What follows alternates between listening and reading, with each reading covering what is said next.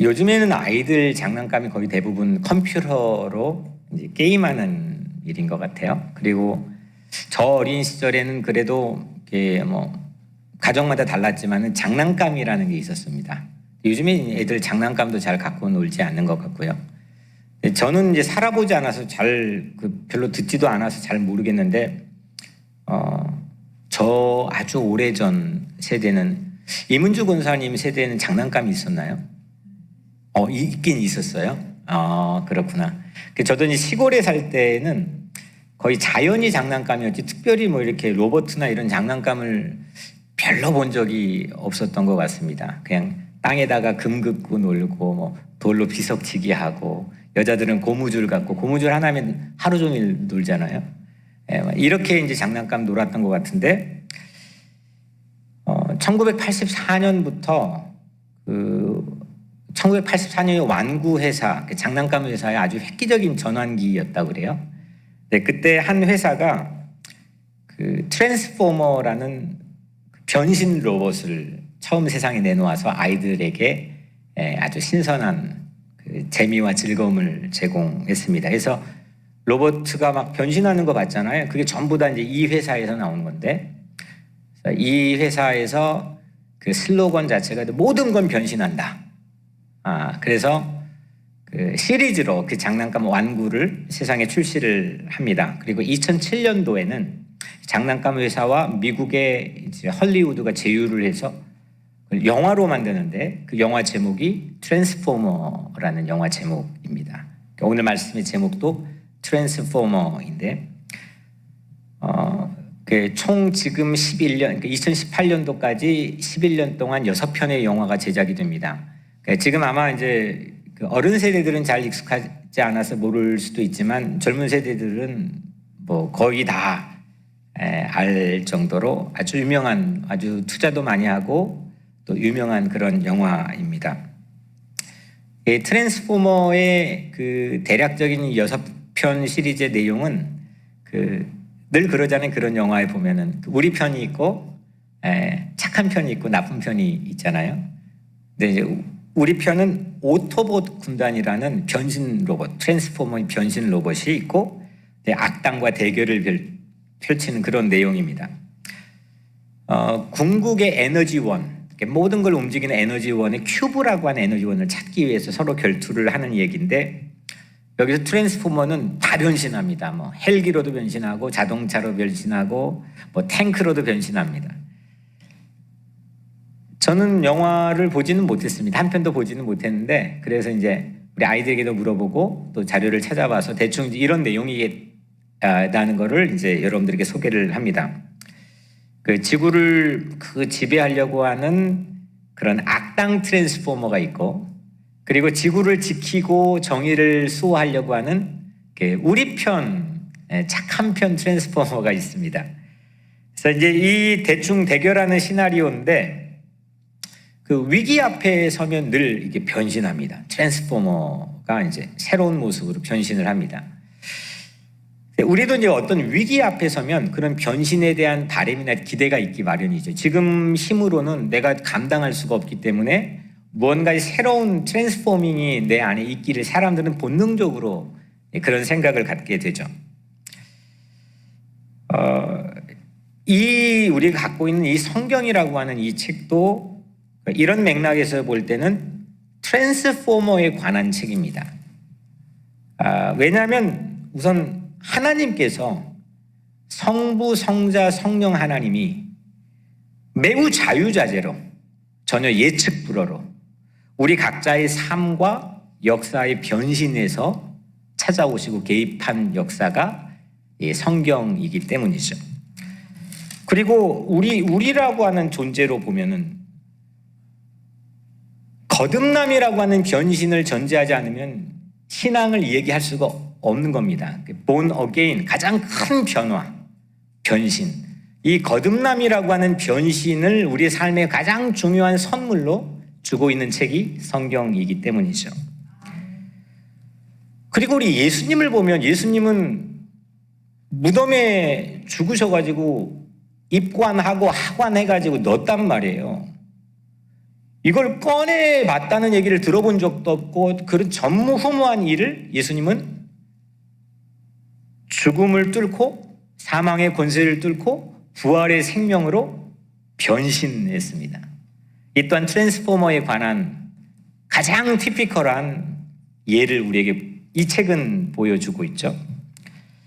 그리고 또 마지막으로는 우리가 살고 있는 첫 번째 하나님이 창조하신 모든 세계가 전부 사라지고 그리고 하나님의 나라의 영원한 변신, 이 종말을 넘어서서 하나님이 우리에게 약속하신 영원한 변신, 이것 또한 우리 신앙의 가장 큰 소망, 희망이기 때문입니다.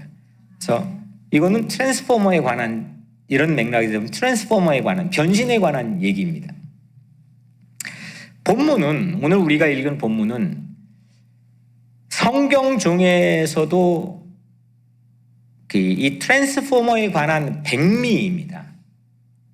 그냥 굳이 제가 거기에 사족을 달지 않고 설명을 하지 않아도 그냥 읽는 것만으로도 이게 어떤 변신에 관한 얘기인지는 우리가 익히 알고 있기 때문이죠. 골짜기에 마른 뼈들이 가득한데 그게 서로 연결되고 붙어서 힘줄이 붙고 살이 오르고 가죽이 덮여서 결국 뭐가 되냐면 큰 군대로 변신합니다. 이거 완전히 이 이야기가 그 완구회사 이 트랜스포머 스토리를 카피하지는 않았을 거 아니에요. 이 시기적으로. 그러니까 세상에 선용을 하거나 악용을 하거나 모든 그런 그 역사의 충격을, 임팩트를 주는 스토리들은 제 입장에서는 이 성경에서 따왔다고 저는 생각을 합니다. 그게 뭐가 우선이든 간에 여튼 오늘 우리가 읽은 본문은 명백하게 트랜스포머, 변신에 관한 얘기입니다. 이 에스겔이라고 하는 책에 닉네임이 있는데 그거는 구약의 계시록입니다. 왜냐하면 이 마른 뼈 환상을 비롯해서 구약에서 이보다 더 많은 환상을 보고 체험한 것을 소개하는 책이 없기 때문입니다. 신약의 계시록, 요한계시록의 저자는 요한이죠. 사도 요한이 어디에 유배됐죠? 반모섬에 유배가 됐습니다. 그게 갇힌 거죠. 소아시아 7교회에서 바다 쪽으로 떨어져 있는 섬에 갇힌 겁니다. 옴짝달싹 못하는 곳이 유배되어서 하나님께서 막 부어주시는 환상과 계시를 기록해 놓은 책이 요한계시록이라면 에스겔은 바벨론 포로로 3차에 걸쳐서 끌려가는데 에스겔은 두 번째 2차 포로로 끌려갑니다. 그 끌려가서 유프라테스의 티그리스 강이 있는데 티그리스 강의 그발강이라고 하는 그발강가에서 어느 날 하나님께서 환상과 계시를 쏟아부어 주시는데 그걸 보고 기록한 책이 에스겔서이기 때문입니다.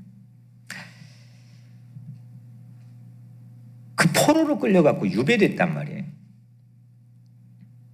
내일 어떻게 내 운명이 펼쳐질지 아무도 예상을 못하고 나에게 이야기해 주지 못하는 상황이란 말이에요. 여기에서 현실만 본다면, 리얼리티만 본다면 그건 미치는 겁니다.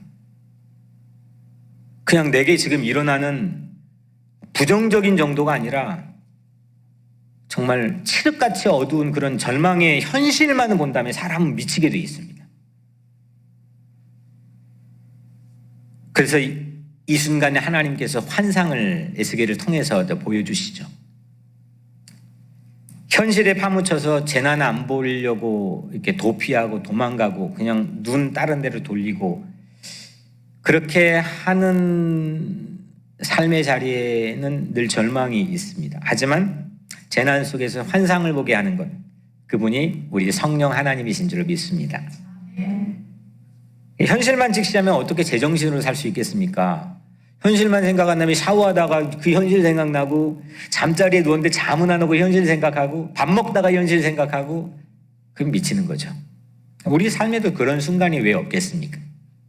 근데 그거를 넘어가게 만드는 거는 하나님께서 우리에게 주시는 그 현실 너머에 있는 우리가 육안으로 볼 수 없는 그런 하나님이 우리에게 주신 환상, 판타지에 대한 그런 시선이 있을 때 우리는 그걸 넘어갈 힘을 얻게 되는 거죠. 그 재난 속에서 그리고 그발강가의 그 바벨론 포로의 유배지에 그 미칠 것 같은 그 세상에서 하나님은 에스겔을 통해서 꿈을 보여주십니다. 당시 그발강가에 서 있던 에스겔의 나이는 30살 정도로 추정이 됩니다. 그러니까 청년, 약관의 나이입니다. 그때 에스겔이 포로지의 강가에서 어떤 환상을 보느냐? 변신의 환상을 보죠. 트랜스포머에 관한 환상을 봅니다. 골짜기에 아주 햇볕에 바짝 마른 그 흰 뼈들이 즐비합니다. 가득합니다. 제가 이제 여기서는 그럴 일이 한 번도 없었지만 한국에서 이제 목회할 때 이장 예배를 드리는데 70년 된, 한 40년 된 그런 무덤을 다시 파서 이장을 하기 위해서 관 뚜껑을 열고 뼈를 쭉 그 흰 종이에다가 하나씩 맞춥니다. 같이. 예. 근데 저는 웬만하면 겁이 없는데 이게 마른 뼈라고 하는 것 자체가 얼마나 사람 마음을 섬뜩하게 하는지 그러니까 아무 기운이 없습니다. 예. 그러니까 오늘 에스겔이 그런 마른 뼈들이 그 골짜기에 가득한 걸 봅니다. 그리고 그 뼈들 사이를 두루 걸어 다닙니다. 하나님이 에스겔에게 묻습니다. 오늘 첫 번째 하나님의 질문입니다. 이 뼈들이 능히 살 수 있겠느냐? 에스겔이 대답합니다. 주께서 아시나이다. 네, 이게 오늘 이제 설교의 마지막에 가면 에스겔이 답을 잘 했는지 안 했는지 오늘 설교의 가장 중요한 띠으로 우리를 안내할 텐데 뭐 여러분들 생각에는 이게 지금 대답을 잘 한 것 같습니까? 못한 것 같습니까? 그거는 우선 속으로만 생각하시고 나중에 한번 봅시다. 하나님은 에스겔에게 결정적인 주문을 합니다. 야, 너 이게 뼈가 살아날 수 있겠어? 라고 물어봤고 나는 모르겠고 주님이 아시겠죠? 라고 대답했어요. 그 다음에 아주 결정적인 주문을 하나 하는데 4절입니다. 또 내게 이르시되 너는 이 모든 뼈에게 대언하여 이르기를. 아니 뼈에게 대언하라고 했어요. 프로페사이 예언하고 설교하라는 겁니다. 살아있는 사람에게 저 같은 경우는 설교해도 이 설교를 열심히 준비해서 전파했는데 이게 실제 여러분들의 삶에서는 어느 정도가 워킹하고 영향을 미치고 여러분들의 삶을 트랜스포밍하게 하는지 때로는 낙심이 될 때도 있고 때로는 이게 정말 내가 잘하고 있는 건가 또 이게 정말 계속해야 되는 가치 있는 의미 있는 일인가 이렇게 생각될 때가 있단 말이에요. 살아있는 사람에게 해도. 그런데 마른 뼈들 앞에 설교하라고 하는 그런 미션을 오늘 에스겔에게 줬단 말이에요. 살아있는 사람에게 설교해도 이게 지금 될까 말까인데 마른 뼈에게 설교하라고 하는 게 얼마나 허무맹랑한 일입니까? 설교 원고까지 쥐어줍니다. 설교 원고는 이런 겁니다. 너희 마른 뼈들아 여호와의 말씀을 들을지어다. 내가 생기를 너희에게 들어가게 하리니 너희가 살아나리라. 너희 위에 힘줄을 두고 살을 입히고 가죽을 덮고 너희 속에 생기를 넣으리니 너희가 살아나리라. 이게 설교의 전체 원고입니다. 이거 가서 너 뼈 앞에서 외쳐라. 여러분들이라면 어떨 것 같아요? 공동묘지에 가서 다 파헤쳐진 마른 뼈들 앞에서 가서 설교해 라고 하면 여러분들은 어떻겠습니까? 먼저는 암호 하나를 풀어야 돼요. 이 설교를 우선 가서 뭘 전할 건지는 내가 이해하고 해야 한단 말이에요. 11절에 보면 이 뼈들의 정체를 알아야 돼요. 왜냐하면 가만히 이게 설교하는 거나 아니면 이게 성도들이 해석하는 방식을 가만히 보면은 이게 다 아는 얘기란 말이에요. 근데 이 본문 안이 암호에 대한 해독을 해주었는데 그거 말고 전혀 엉뚱하게 그냥 자기 어떤 자의적인 해석을 할 때가 많단 말이에요. 분명히 오늘 이 말씀엔 이 뼈들은 이스라엘 온 족속이라. 그들이 이르기를 우리의 뼈들이 말랐고 우리의 소망이 없어졌으니 우리는 다 멸절되었다 하느니라. 그러니까 가만히 보면 해석을 내가 하고 싶은 해석을 할 때가 많아요. 근거가 내 감정일 때가 많고 내 상황일 때가 많아요. 가만히 보면은. 근데 제가 이게 설교를 여튼 이렇게 왜 이렇게 진통이 되냐면 그걸 벗어나서 이 성경 안에서의 근거를 가지고 말씀을 전해줘야 되니까. 그러니까 하나님의 뜻을 가지고는 말씀을 전해야 되는 거 아닙니까? 그러니까 연설 같으면은 제 시대를 바라보는 식견이나 이런 감정 가지고 그거는 뭐 할 수 있겠어요. 이게 설교는 내 얘기가 아니니까요. 나의 스토리텔링이 아니니까요. 여튼 마른 뼈는 뭐냐면 그건 이스라엘 백성인데 그것도 희망도 사라지고 멸절된 이스라엘 백성이고 이 사람들은 포로로 끌려가 있고 그래 강제 이주가 된 그런 이민자들입니다. 거기 앞에 가서 설교하라 이겁니다. 여러분들이라면 어떻겠습니까? 전부 다 안 되는 얘기들만 하는 세상입니다. 그렇죠? 예. 그만큼 큰 위기입니다. 2019년도를 아마 50년 지난 다음에는 어떻게 기억할지. 코로나19라고 하는 이 2019년이라고 하는 거는 아마 문명사적 전환을 아마 분명히 기점의 의미를 담아서 기억할 겁니다. 전부 다 그거를 지나친 직후에 서 있는 우리들, 우리 주변의 사람들 전부 다 제가 듣기에는 제 범주에서는 안 되는 얘기들이 태반입니다. 그리고 그걸 분석합니다. 그런 세상 앞에서 교회는 어떤 얘기를 해야 될까요?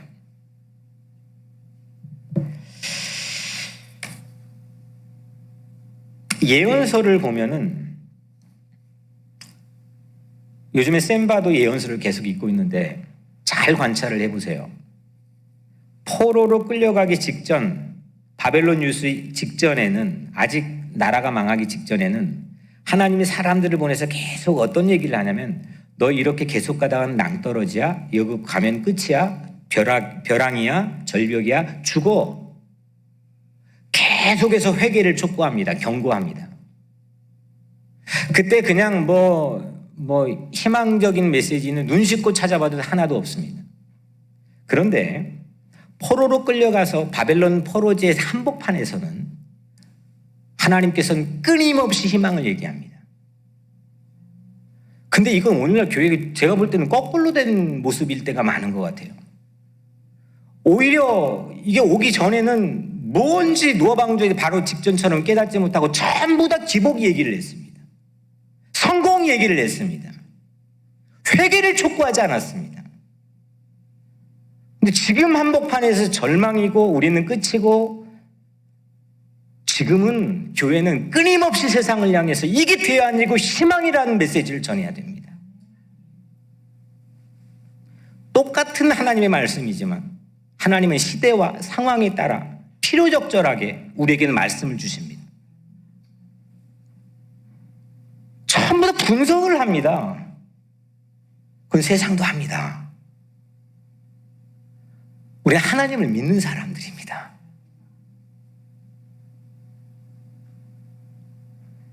지금은 교회가 오늘 마른 뼈들 앞에 가서 설교해라고 했던 하나님의 사람 에스겔처럼 지금 마른 뼈와 같은 이 세상 사람들 앞에서 교회는 뭘 말해야 될까? 어떤 한 사람이나 부분적인 성경 구절 하나가 아니라 전반적인 하나님의 역사에 하나님은 어떻게 우리에게 끊임없이 사람들을 보내 인도하고 계시는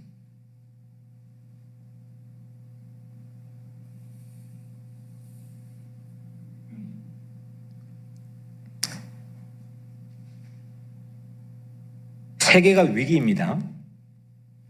교회조차도 절체절명의 위기라고 합니다. 내년 중반기 가면 30%에 50%의 미국 교회가 문을 닫을 위기라고 얘기합니다. 그런데 언제나 세계 위기는요, 이것도 제가 스터디하거나 보거나 경험한 바의 범주 안에서 세계의 역사는 전쟁이건 어떤 거건 큰 결정적인 위기 바로 직후에는 새로운 시대가 열립니다. 교회는 지금 새로운 시대 입구 앞에 서 있습니다. 그 메인 엔트런스를 찾아야 됩니다. 무엇으로 새로운 시대의 정문을 열 수 있을까? 무엇이 이 시기에 우리 크리스찬으로 하여금 이게 정문이야라고 말해줄 수 있는 실마리를 우리가 잡을 수 있을까? 오늘 7절 말씀에 이에 내가 명령을 따라 대언하니 바로 이겁니다.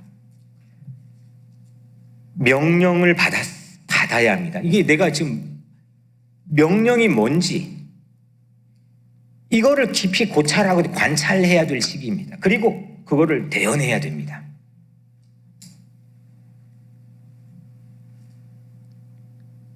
우리는 말이 길이 되고 그 길이 곧 삶이 된다고 하는 신앙을 가지고 있습니다.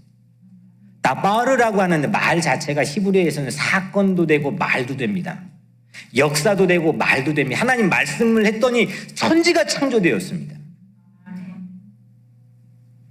이 말이라고 하는 것을 대언하라고 했는데 명령을 받은 말을 대언하라고 했습니다. 여러분, 저나 여러분들의 느낌이나 감정 말고 이 환경에 대한 분석이나 식견 말고 하나님의 뜻을 받은 대로 대언하라고 했습니다. 거기 문이 있습니다. 새로운 시대가 거기에서 열립니다. 엄둔하지 않는 그런 암담한 칠흑 같은 상황에서 에스겔은 명령을 받은 대로 선포합니다. 그때 정막강산이었던 골짜기 갑자기 소리 하나가 들리기 시작합니다. 7절에 대언할 때에 소리가 나고 움직이며 바스락바스락 소리가 납니다. 이 뼈 저 뼈가 들어맞아 뼈들이 서로 연결되더라. 이거 완전 트랜스포머 이야기 아닙니까? 걔네들이 이거 지금 베낀 것 같다니까요. 네. 아니 이 뼈 저 뼈가 들어맞아 뼈들이 서로 연결되더라. 뼈와 뼈가 서로 붙기 시작합니다. 8절에 그 뼈에 힘줄이 생기고 살이 오르고 그 위에 가죽이 덮이니 그 속에는 생기는 없더라. 이거 트랜스포머 변신입니다. 근데 문제가 있습니다. 그 속에는 생기가 없더라. 트랜스포머의 변신은 로봇인데 움직이지 못합니다. 생명이 없습니다. 무용지물입니다. 형체는 쉐입은 갖췄지만 송장이나 매 한 가지입니다. 생기는 히브리어로 루하흐입니다. 이거는 생기는 breathe, 숨, spirit. 이런 뜻입니다. 숨입니다. 숨. 여러분들이 아무리 많은 걸 가지고 지금 자유롭게 움직이고 고난, 고통도 즐거움도 느낄 수 있는 생명을 가지고 있지만 숨이 탁 끊어지면 끝나는 겁니다. 제가 어린 전도사 시절 때 배웠는데 거의 백발백중입니다. 임종 예배를 드려야 되냐 말아야 되냐 그 시기를 판단할 때 침대 밑으로 이 등 밑으로 손을 넣어 봅니다. 그러면 이건 사실 것 같은데 근데 이게 안 들어가면은 백발백중 임종 예배 드려야 됩니다. 근데 돌아가실 것 같은데 안 들어갑니다. 들어갑니다. 그러면은 지금 드리면 안 되는 겁니다. 거의 백발백중이 제 경험 안에서. 이 숨통이 탁 하고 멈춰지고 끊어질 징조가 있는 거죠. 숨은 우리를 살게 하는 가장 중요한 표준이고 기준이 되는 겁니다. 지난 여름 숨을 쉬게 해달라는 함성이 전 미주 지역에 가득 채워지기도 했습니다. 사람은 숨이 끊어지면 죽습니다. 창세기 2장 7절 말씀에 여호와 하나님이 땅의 흙으로 사람을 지으시고 생기를 그 코에 불어넣으시니 사람이 생명이 된지라. 생기, 하나님의 숨을 불어넣어주니까 흙덩이가 생명, 네페시라는 생명체가 되어서 여러분들 한 사람 사람이 되었습니다. 숨이 있으면 삽니다. 한번 만져보세요. 숨. 여기도 맥박이 뛰고 여기도 뛰잖아요. 여기. 예. 여기도 숨이 뛰거든요. 이 숨이 멈추면 죽는 겁니다. 숨이 붙어 있다는 걸 여러분들은 얼마나 큰 은혜입니까? 코로나는 숨 못 쉬게 해서 죽게 하는 거 아닙니까? 이게 숨 질식시키는 이 엄청난 어둠에 휩싸여 있습니다. 지금 대기권이. 하나님의 에스겔에게 또 한 가지를 다시 주문합니다. 9절에 생기에게 대언하여 이르기를 주 여호와께서 이같이 말씀하시기를 생기야 사방에서부터 와서 이 죽음을 당한 자에게 불어서 살아나게 하라. 첫 번째 어디 가서 설교하라고 그랬죠? 마른 뼈들에게 설교하라고. 두 번째는 생기를 향해 숨을 향해서 설교하라고 했습니다. 기독교는 송장 앞에서도 숨에게 이게 지금 가서 Come on, 이리 와. 이런 신앙을 가지고 있는 종교입니다. 전부 다 이거는 숨이 끊어졌고 멈춰져 있고 죽어있는 문화하고 시대라고 할지라도 이거 걱정하라고 있는 종교가 아닙니다. 이거 어떻게? 이걸 입법을 어떻게 하고 이런 종교가 아닙니다. 그걸 서포링을 하고 그걸 도와줄 수는 있지만 우리의 궁극적인 본질은 그런 거 하는 종교가 아닙니다. 염려하는 종교가 아니라니까요. 분석하는 종교가 아니라니까요. 그 죽음의 송장 앞에서 Come on! 숨을 향해서 외치고 설교하라고 있는 종교입니다. 제국에 끌려간, 제국에 살해당한, 오늘 죽음을 당한 자에게 불어 살아나게 하라. 제국에 살해당했던 몸들에게, 제국에 짓밟혔던 우리의 반도, 우리 조국 강산 위에, 제국에 끌려갔던 우리 누이들에게 그 외면치 않고 숨을 향해서 Come on! 할 수 있는 종교입니다. 그러면 동서남북 사방에서 불어와 살아나게 하리라. 그걸 용기 있게 선포할 수 있는 그런 신앙이 우리에게 있습니다. 죽음을 당한 자에게 불어 살아나게 하라. 이 살아나게 하라, 이것도 암호입니다. 12절 말씀에 내 백성들아 내가 너희 무덤을 열고 너희로 거기에 나오게 하고 이스라엘 땅으로 들어가게 하리라. 살아나게 하는 거는 그냥 여러분들 죽었는데 꼴딱하고 살아나게 하는 의미로만 여기에 쓰여 있는 게 아닙니다. 암호가 뭡니까? 암호 해독이 뭡니까? 바벨론 포로의 고국 귀환 사건입니다.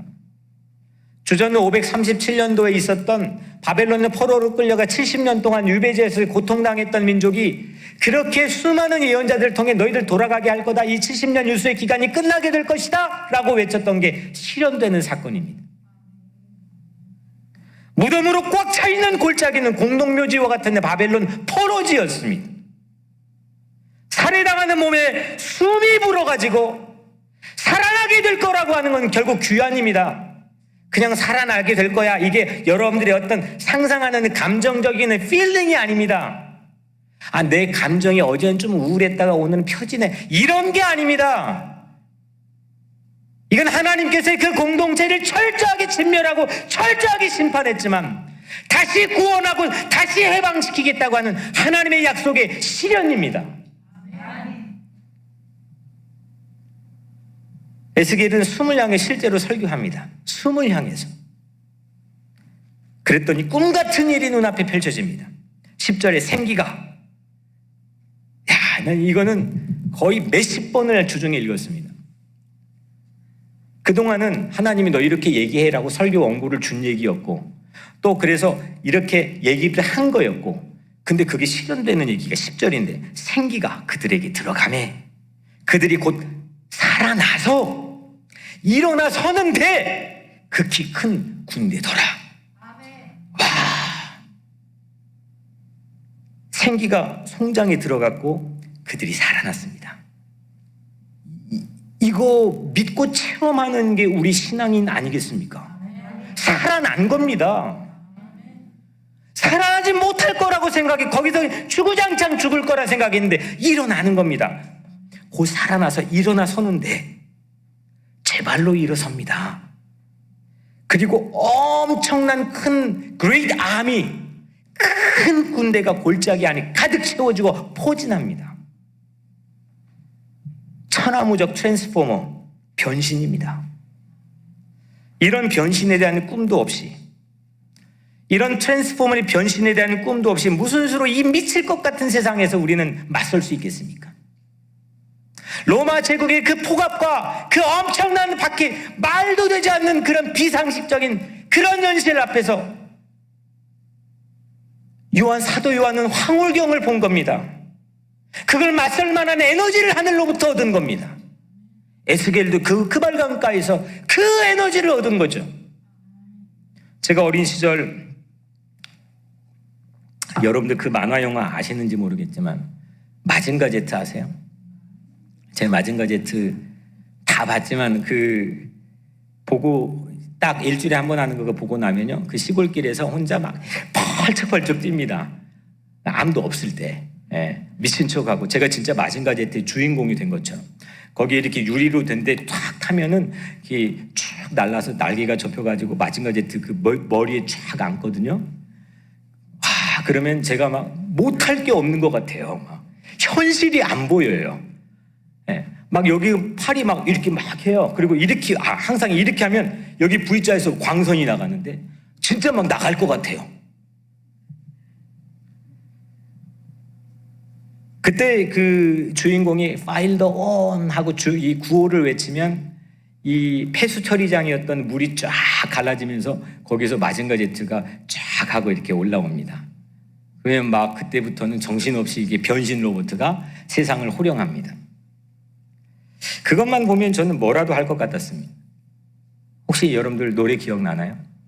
기운센 전화장사, 새로 만든 사람, 인조인간 로봇, 마징가 젯, 뭐 이런 거죠. 네. 다 아시네. 아니, 하물며 우리 만화 영화 하나 보고도, 뭐 쿵푸 영화 하나 보고도 내 세상 꼭 쥐락펴락할 것 같은 그런 새로운 마음들이 생기는데, 그 만화 영화 하나 보는데도. 근데 오늘 40년 이상이 지나버린 제 인생에는 그 만화 영화는 아무 영향을 못 미치고 있거든. 하지만 하나님의 성경을 보고도 이 마른 뼈들이 힘줄이 붙고 살이 붙고 가죽이 덮이고 동서남북에서 불어본 사방의 생기가 그 마른 뼈들에 들어갔을 때 큰 군대가 되는 이런 얘기를 듣고도 우리가 가만히 있을 수 있겠냐 이거죠. 오늘 예배 끝나고 교회 바깥에 나가면 주차장에서 혼자 펄짝펄짝 한번 뛰어보시라고. 아니, 그런 기운이 있어야 되는 거 아니겠습니까? 아니, 우리가 만화 영화 본 겁니까? 아니면 트랜스포머 영화 본 겁니까? 하나님의 살아계시는 말씀은 진리의 말씀에 있는 환상의 판타지를 본 거 아닙니까? 에스겔 그발강가에서 진짜 아무것도 이룰 수 없는 바벨론의 포로 유배지에서 하나님이 보여주시는 환상으로 새로운 민족에게 설교하고 희망을 전하는 놀라운 이야기를 본 거 아닙니까?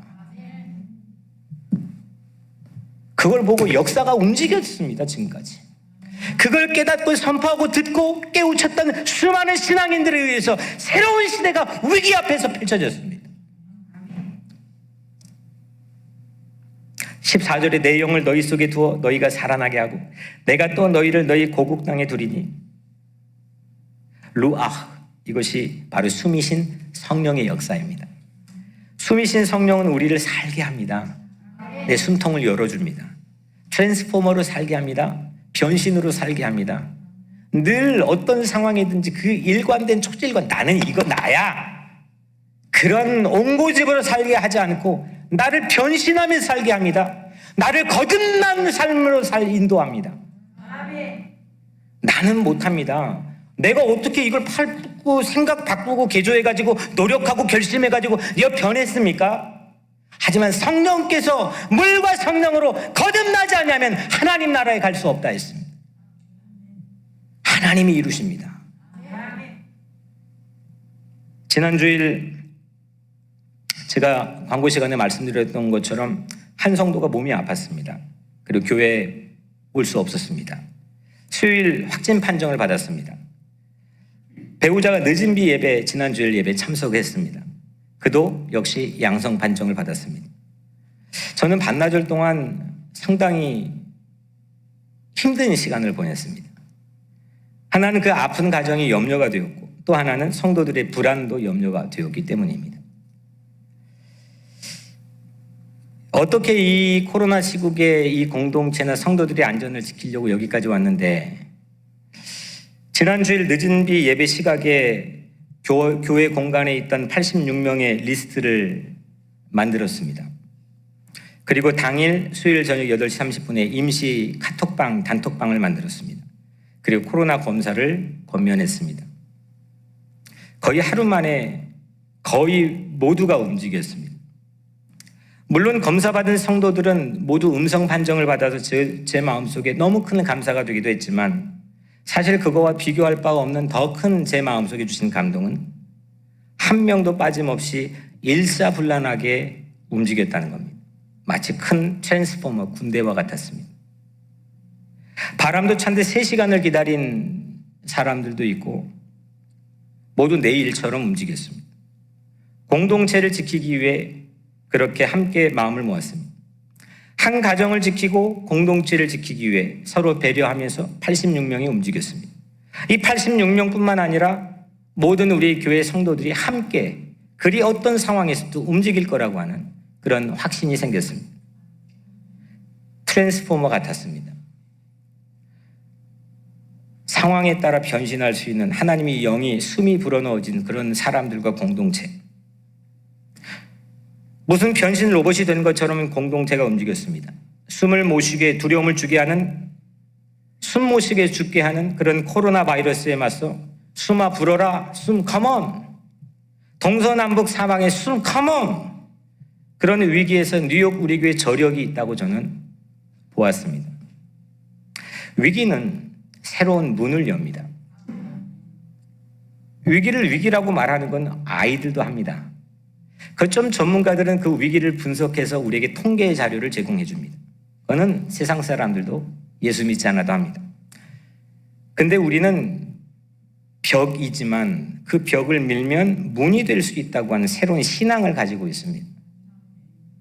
절망의 오늘 해독제, 절망을 풀어 해독해버리는 그런 해독제는 하나님의 생기입니다. 절망을 희망으로 바꾸는 문은 오직 성령 하나님이라고 확신합니다. 성령은 환상을 보게 합니다. 성령은 현실을 보게 머물게 하지 않고 현실을 넘어 환상을 보게 합니다. 꿈을 꾸게 합니다. 요엘서 2장 28절 29절 내가 내 영을 만민에게 부어주리니 너희 자녀들이 장래 일을 말할 것이며 너희 늙은이는 꿈을 꾸며 너희 젊은이는 이상을 볼 것이며 그때 내가 또 내 영을 남종과 여종에게 부어주리니 너희 늙은이는 꿈을 꾸며라고 했습니다. 보통 세상에서는 늙은이 관록이 쌓이면 경험과 분석을 합니다. 하지만 이 성경은 다르게 얘기합니다. 어린아이나 철없는 아이들이나 하는 꿈을 꾸는 것 같은 거를 늙은이가 꿈을 꾼다고 합니다. 늙은이는 젊은 다음 세대들의 꿈을 말해주고 꿈을 이야기해줘야 됩니다. 현실에 넘어 있는 걸 보여줘야 됩니다. 허리 잘린 조국 강산에 평화의 숨이 불어오는 꿈을 저는 꿉니다. 다른 사람들은 잠꼬대라고 할지도 모르겠지만 이 현실을 봐라. 현실은 늘 변화무쌍했습니다. 불가능의 상황, 불가항력적인 상황을 봐라. 늘 그랬습니다. 그런데 허리 잘린 조국 강산에 평화의 숨이 도적같이 우리 조국이 임할 거라는 저는 꿈을 꿉니다. 그 꿈을 믿습니다. 잠꼬대처럼 들릴지는 모르겠지만 1100만 서류 미비자들에게 우리 교우들이 소속되어 있는 서류 미비자들에게 새 길을 열어 제끼는 포괄적 인민개혁 20년 동안 정치권 양당이 다 합의해서 문턱까지 갔던 법안인데 계속 미루고 해가지고 그것이 통과되어 우리 교우들에게 새로운 길이 열리는 그런 꿈을 꿉니다. 그 이민자 보호가 중요한 게 아니라 그 꿈이 실현되는 것을 저는 믿고 있습니다. 영원한 세계를 모르는 주님을 믿지 않는 마른 뼈 같은 사람들의 삶을 위해서 부활의 숨을 하나님께서 뿜어주실 거라고 하는 그런 환상을 제 마음속에 늘 갖고 살기를 그렇게 소원하고 있습니다. 생기야 사방에서부터 와서 이 죽음을 당한 자에게 불어서 살아나게 하라. 멋있지 않습니까? 코로나 절망 상황에서 숨을 상실하는 세대에게 꿈을 이야기하고 희망을 노래하고 환상의 춤을 추는 것, 그게 오늘날 교회가 해야 될 일입니다. 마른 뼈가 지천인 골짜기에서도 말씀을 선포, 하나님의 귀한 사명을 감당하는 일을 중지하지 말아야 됩니다. 마지막으로 이 환상의 목적이 무엇이겠습니까? 제가 처음에 말씀드렸던 하나님께서 첫 번째 대화에 야, 이 뼈들이 능히 살 수 있겠냐? 모르겠는데요. 주님이 아시잖아요. 물론 살 수 있는지 못 사는지 사람이 어떻게 알 수 있겠습니까? 사람들이 저에게도 물어봅니다. 추측하고 예상해달라는 것. 전 예언 은사 받지 않았습니다. 제가 어떻게 알 수 있습니까? 그게 별로 거기에 관심이 없습니다. 그게 어떤 결과이든 그게 so what? 나에게 무슨 의미가 있겠습니까? 그거와는 비교도 안 되는 천만 배 어마어마한 더 나은 내일은 내가 오늘 준비할 수 있는 방법론을 주님은 믿음을 통해서 우리에게 주셨는데, 그 점쟁이처럼 그 미래를 알아맞추는 것, 별로 그 은사에 별로 물론 있어 사용하는 사람들도 있겠지만, 그건 하나님은 참 말 속의 은사의 위치에 놓아두었습니다. 신의 영역입니다. 우리가 할 수 있는 영역이 있고 신의 영역이 있습니다. 일면 에스겔 답이 맞습니다. 주께서 아십니다. 난 잘 모르겠습니다. I don't know. 그런데 절반만 맞습니다. 절반은 틀렸습니다. 하나님께서는 오늘 이 본문의 전체 말씀의 끝맺음마다 뭐라고 하냐면 마치 후렴구처럼 반복하는 구절이 있습니다. 6절에 너희가 살아나리라. 내가 여호와인 줄 너희가 알리라. 13절에 무덤을 열고 너희로 거기에서 나오게 한즉 너희는 내가 여호와인 줄 너희가 알리라. 14절 너희를 너희 고국 땅에 두리니 나 여호와가 이 일을 말하고 이룬 줄을 너희가 알리라. 너희가 알아요, 몰라요? 아니, 너 이거 살아날 것 같아, 못 살아날 것 같아 물었는데 주님이 아시잖아요. 말을 했단 말이에요. 일면 맞는 50% 맞는 답이겠죠. 하지만 하나님께서는 그 이면에 계속해서 반복해서 말하는 것은 뭐냐면 너희가 알아야 된다. 너희가 알 수밖에 없다. 너희가 볼 것이다.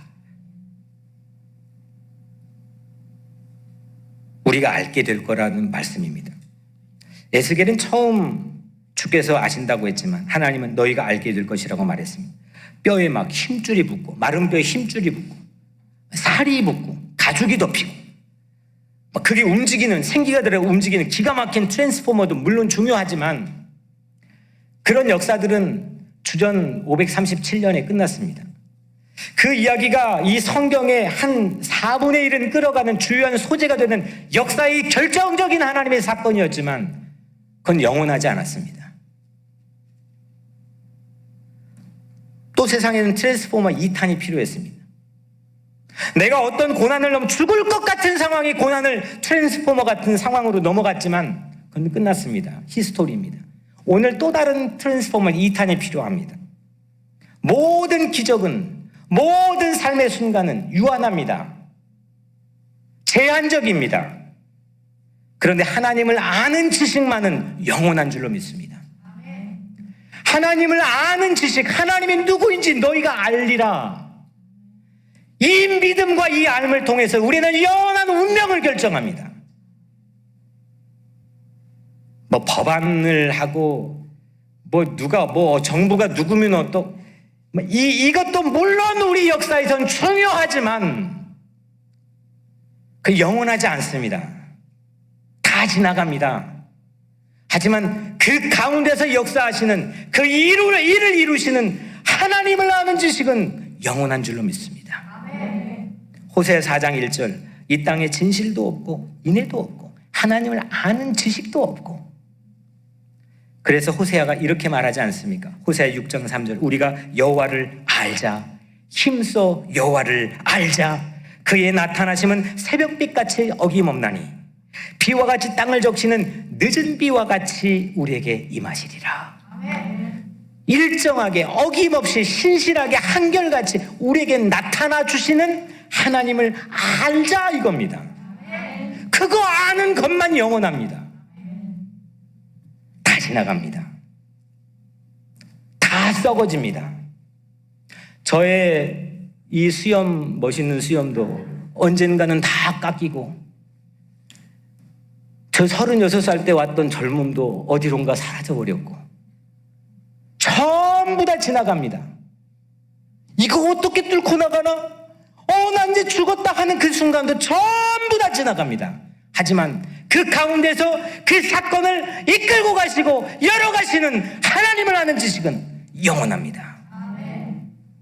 제 아무리 늦었다 하는 이제 의사가 이건 끝났습니다 라고 하는 그렇게 늦었다 하는 마른 뼈도 하나님만 나타나시면 큰 군대가 된다고 하는 걸 우리가 힘써 알자는 겁니다. 아무리 늦었다 하는 통일도 하나님이 하시면 가장 멋진 통일로 하나님의 도구로 사용받는 걸 알면 됩니다. 내가 나를 포기할 만큼 엉망진창인 내 삶도 늦은 빛처럼 하나님께서 오늘 나에게 나타나시면 나는 영원히 빛나는 거듭난 존재로 새롭게 나타나게 하신 하나님을 알자는 겁니다. 허풍이 아닙니다. 만화 영화가 아닙니다.